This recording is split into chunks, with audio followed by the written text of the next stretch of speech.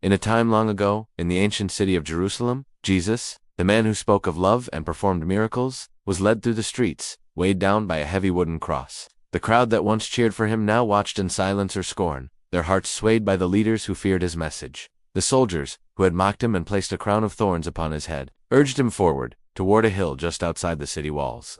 This place was called Golgotha, the place of the skull, and it was here that the final act of a great sacrifice was about to unfold. The sky above was a brilliant blue, but a shadow was beginning to fall, not just over the land, but over the hearts of those who loved him. His mother, Mary, watched with unbearable sorrow, her soul pierced by the sight of her son's suffering. The disciple John stood beside her, offering what little comfort he could. Mary Magdalene, and other women who had followed Jesus, wept openly, their hopes seemingly crushed under the weight of this terrible moment. The air was thick with tension and grief.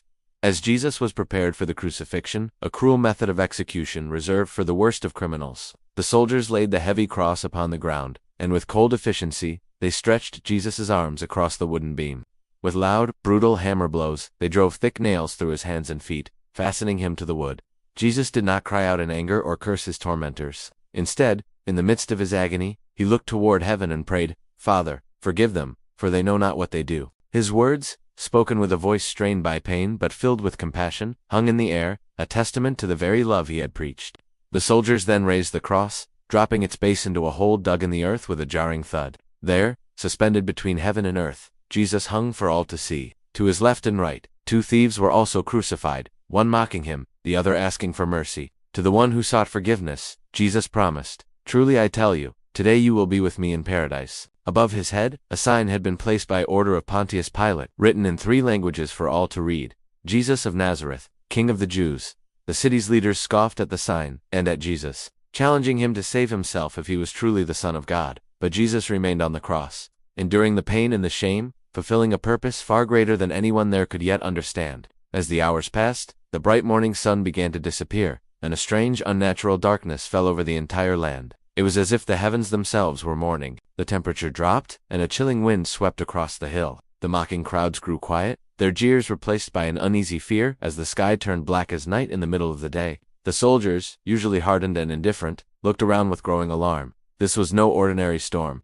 From the cross, Jesus' voice, now weak, called out. He spoke to his mother Mary, and to his disciple John, who stood faithfully by her side. "Woman, behold your son," he said to Mary, and to John, "Behold your mother." In that moment, he entrusted them to each other's care, a final act of love and provision from a son and a master. A profound silence then settled over Golgotha, broken only by the sound of weeping and the rustle of the wind. The world seemed to be holding its breath. After what felt like an eternity, Jesus cried out with a loud voice, "Eli, Eli, lema sabachthani," which means, my God, why have you forsaken me?" In this cry of deep human anguish, he experienced the full weight of separation from God, taking upon himself the sin of all humanity. Knowing that all things were now accomplished, and that the scriptures had been fulfilled, Jesus said, "I am thirsty." A soldier took a sponge, soaked it in sour wine, and lifted it to Jesus' lips on the end of a hyssop branch. After receiving the drink, Jesus spoke his final words from the cross. His voice was no longer one of anguish, but of completion and triumph.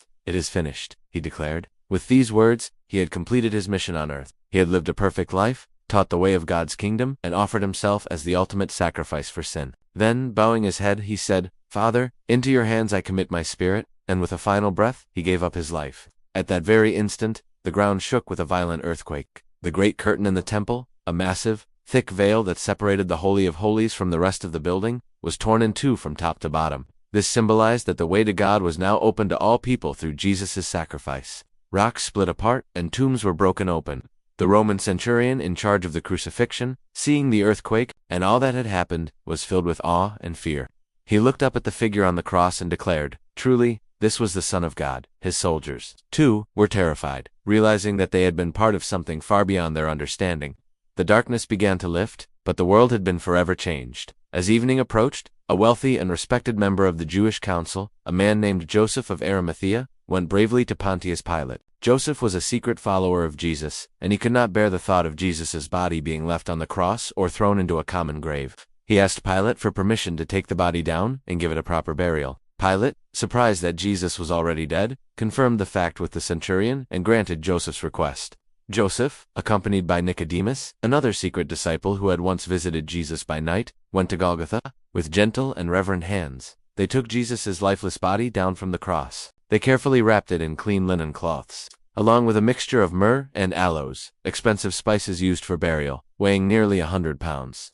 They carried the body to a new tomb that Joseph owned, one that had been carved out of solid rock in a nearby garden. No one had ever been laid in this tomb before. Mary Magdalene, and the other Mary, who had watched the crucifixion from a distance, followed Joseph and saw where Jesus' body was placed. With heavy hearts, they watched as a large circular stone was rolled into place, sealing the entrance of the tomb. Then they returned home to prepare more spices and perfumes, intending to come back after the Sabbath to properly anoint the body of their Lord. The city's leaders, however, remained fearful. They remembered Jesus had said he would rise again after 3 days. Worried his disciples might steal the body and claim he had resurrected, they went to Pilate and requested a guard. Pilate agreed, telling them, "Go, make the tomb as secure as you know how."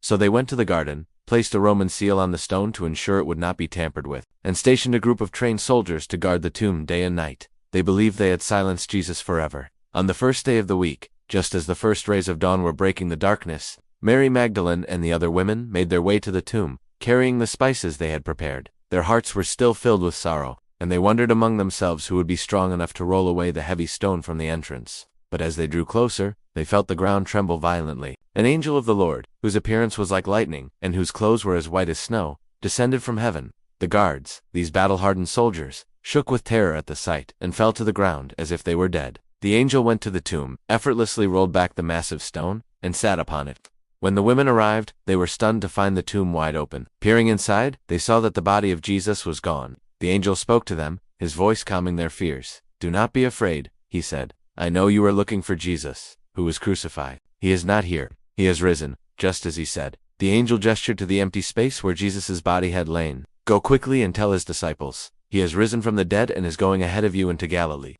There you will see him." Filled with a mixture of fear, wonder, and overwhelming joy, the women turned and ran from the tomb, eager to share the incredible news with the disciples. As they hurried along the path, Jesus himself suddenly appeared before them. "Greetings," he said. They fell at his feet, clutching them in disbelief and worship. "Do not be afraid," Jesus told them gently. "Go and tell my brothers to go to Galilee. There they will see me." The women, their sorrow turned to ecstatic joy, rushed to find Peter, John, and the others. At first, the disciples could not believe their words. It sounded like nonsense. But Peter and John, compelled by a sliver of hope, ran to the tomb to see for themselves. John, being younger, outran Peter and arrived first. He stooped down and looked in, seeing the strips of linen lying there, but he did not go inside. When Peter arrived, he went straight into the tomb. He saw the linen cloths, as well as the burial cloth that had been around Jesus' head, which was folded up by itself, separate from the linen. Then John also went inside. He saw, and he believed. The tomb was empty. The stone was rolled away. Jesus Christ was alive. His resurrection was not an end, but the beginning of a new hope for all mankind, a promise of victory over death and a new life for all who believe.